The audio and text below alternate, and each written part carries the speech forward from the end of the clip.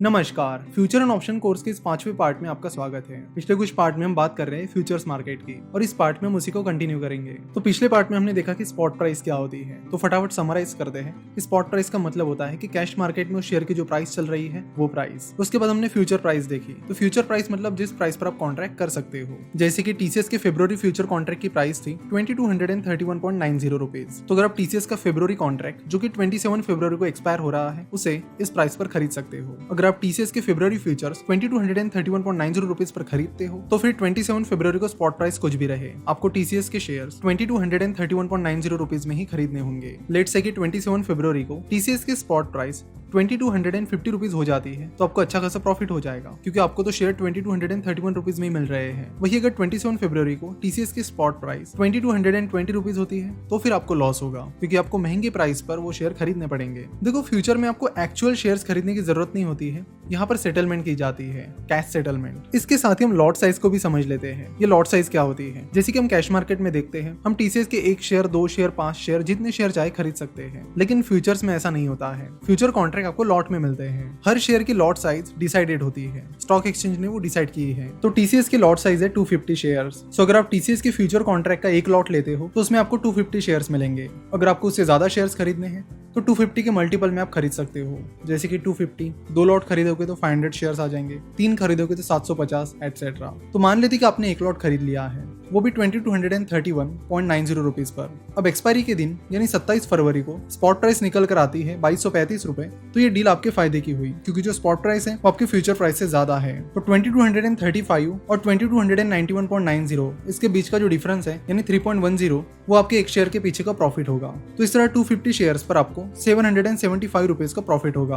तो आपके future contract से जो भी प्रॉफिट लॉस निकल कर आएगा वो सीधे आपके अकाउंट में ट्रांसफर किया जाएगा। आपको एक्चुअल में टीसीएस के शेयर्स खरीदने की जरूरत नहीं होती है, सीधा प्रॉफिट आपके अकाउंट में आ जाता है। तो अब तक आपके समझ में आ गया होगा कि future and option market cash market से पूरी तरह डिफरेंट है। यहाँ पर एक और चीज आपको दिखने मिलती है जिसका मतलब आप में से ज्यादातर लोगों को नहीं पता होगा, और वो है ओपन इंटरेस्ट। यहाँ पर ओपन इंटरेस्ट है 3,37,000। तो इस ओपन इंटरेस्ट का मतलब क्या होता है, चलो तो उसे भी समझ लेते हैं। जब आप कोई फ्यूचर कॉन्ट्रैक्ट खरीद रहे हो तो ऑब्वियसली सामने वाली कोई पार्टी रहेगी जो फ्यूचर कॉन्ट्रैक्ट सेल कर रही है। अब 2 लोग मिल गए और कॉन्ट्रैक्ट पूरा हो गया, तो एक कॉन्ट्रैक्ट के लिए 2 पार्टीज की जरूरत होती है, खरीदने वाली पार्टी और बेचने वाली पार्टी। सिंपल। तो जब बायर और सेलर मिल जाता है तब एक कॉन्ट्रैक्ट पूरा होता है। तो अगर आपने एक कॉन्ट्रैक्ट कर लिया है तो जो ओपन इंटरेस्ट है वो 1 से बढ़ जाएगा। तो यहाँ पर ओपन इंटरेस्ट है 3,37,000, यानी 3,37,000 कॉन्ट्रैक्ट फिलहाल टीसीएस के फेब्रुवरी कॉन्ट्रैक्ट के लिए किया गया है। तो ओपन इंटरेस्ट से आपको पता चलता है कि कितने फ्यूचर कॉन्ट्रैक्ट एक्टिव है, जिससे आपको ये पता करने में मदद होती है कि वो कॉन्ट्रैक्ट कितना लिक्विड है और कितना इंटरेस्ट लोगों का उन फ्यूचर्स में है।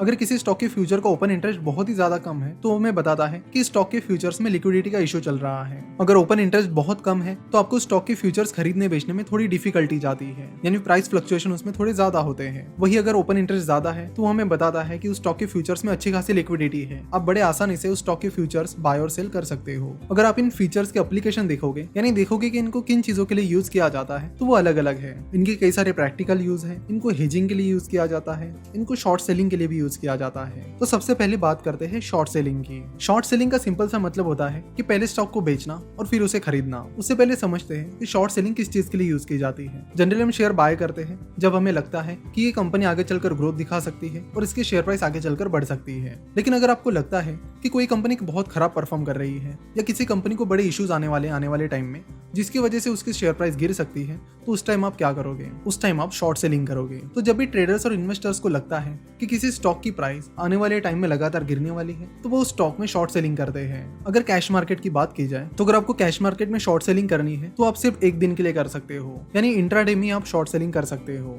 उससे ज्यादा टाइम के लिए आप कैश मार्केट में शॉर्ट सेलिंग नहीं कर सकते। इसलिए बहुत सारे ट्रेडर शॉर्ट सेलिंग करने के लिए फ्यूचर्स का इस्तेमाल करते हैं, क्योंकि फ्यूचर्स में आप एक दिन से ज्यादा टाइम पीरियड के लिए भी शॉर्ट सेलिंग कर सकते हो। तो शॉर्ट सेलिंग का यूज तब किया जाता है जब आपको लगता है कि किसी शेयर की प्राइस गिर सकती है और उसका फायदा आप ले सकते हो। सेकंड चीज है हेजिंग। हेजिंग में आप रिस्क को मिटिगेट करते हो, यानी रिस्क को लिमिट में करते हो। कई बार जब बड़े बड़े इन्वेस्टर बहुत ज्यादा क्वांटिटी में शेयर्स खरीदते हैं तो उन्हें लगता है कि अचानक से अगर इस शेयर को कुछ हो गया तो हमें बहुत बड़े लॉसेस उठाने पड़ सकते हैं। इसलिए उस रिस्क को कंट्रोल करने के लिए वो फ्यूचर्स का इस्तेमाल करते हैं। इसे भी हम अगले पार्ट में डिटेल में देखेंगे। साथ ही इसके जो प्रैक्टिकल यूज है कि जो फार्मर्स हैं, जो नॉर्मल होलसेलर्स हैं, वो इन फ्यूचर्स का इस्तेमाल करके कैसे अपनी रिस्क मिटिगेट कर सकते हैं, इसके बारे में हम प्रैक्टिकल एग्जांपल के साथ अगले लेक्चर में बात करेंगे। तो आशा करता हूँ कि इस लेक्चर में आपको बहुत कुछ सीखने मिला होगा। नेक्स्ट लेक्चर में हम एग्जांपल के साथ इन सारी चीजों को समझेंगे। तो वीडियो देखने के लिए और हमसे जुड़े रहने के लिए आपका बहुत बहुत धन्यवाद।